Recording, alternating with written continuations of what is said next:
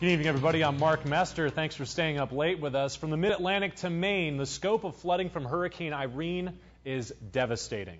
And it's not just coastlines that are being affected right now. Communities inland have been cut off as bridges as far inland as Vermont and upstate New York, which we should mention are about 180 miles inland, were washed away by flash floods. Here's the death count, at least the latest one. 35 people are confirmed dead, most by drowning or fallen trees. Millions more, though, are still at risk. Crews are working to restore power to 5 million homes and businesses, but some might not get their electricity back until next week. We're working to bring you the facts on the storm damage estimate. Here's what we found. It could take days or weeks before we actually get the estimate. However, early projections are ranging from $7 to $20 billion. Economists are saying the damage could have been worse, though.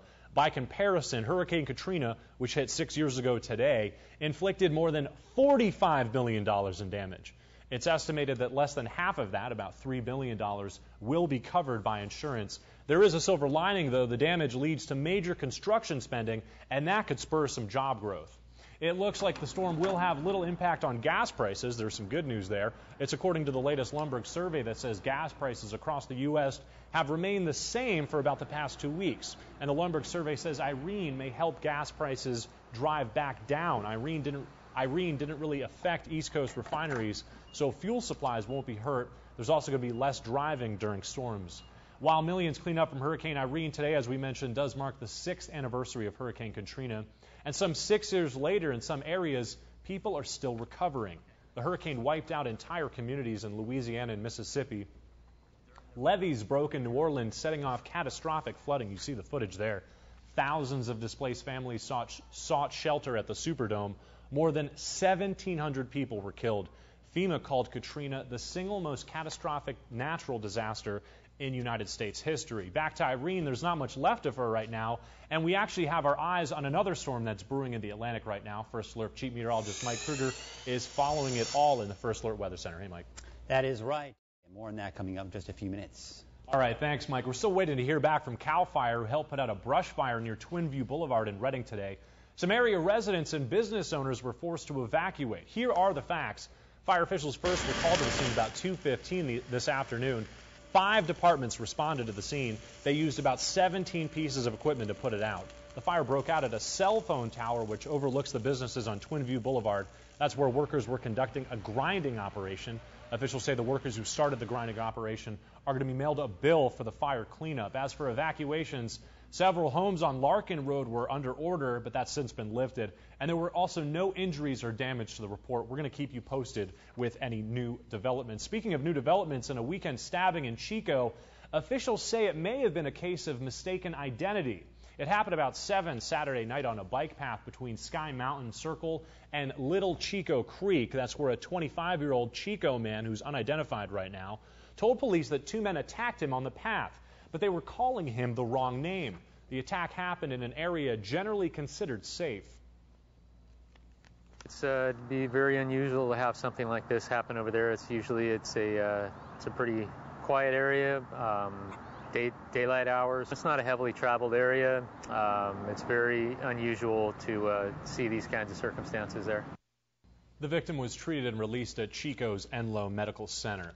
A North State community leader was killed this weekend near Fort Bragg. On Saturday morning, Fort Bragg City Councilman Jerry Milo was shot to death while working on an investigation on the private timberlands near Noyo River. Officials say Milo, who's also a security contractor for a timber company, was looking into a marijuana grow operation on the property when he was shot and killed. Milo was with another person at that time. That person managed to escape uninjured, and that's the person that called law enforcement. We spoke with some friends who say it's going to take a while to heal from this great loss. Absolutely a shock. It's just a horrific tragedy. My first thought was really for his family and just hoping that they can find peace through this, and then also that justice will be served.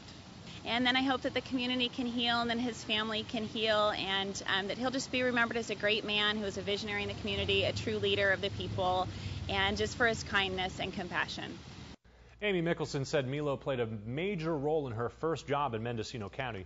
Milo was a mentor and leader that exemplified great community commitment. Authorities have identified this man, Aaron Bassler, as the suspect who killed Mr. Milo. Authorities say he's armed and dangerous. We've learned new information on an armed robbery in Red Bluff. Red Bluff police have released these pictures that you're looking at of two men from surveillance video of a robbery at the Valero gas station on Antelope Boulevard. It happened early Saturday morning. Officers say the men went into the gas station about 5:20 a.m. They demanded some money. They even threatened the clerk with a gun. The two men then tied her up and they took off with the cash. They're described as being about in their mid-20s. One of them is white. He stands about 5'8". He weighs about 185 pounds. They're still not sure what the second suspect looks like. A man was jumped and beaten in Willows early yesterday morning, and authorities are asking for your help to find those responsible. 37-year-old Brian Mitchell of Willows was found on the side of West Walnut Street with serious injuries to his head and body.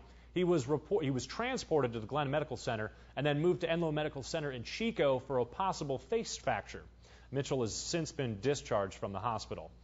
Well, the holiday weekend is fast approaching, and some areas could actually put a ban on alcohol into effect. We're going to have the details coming up.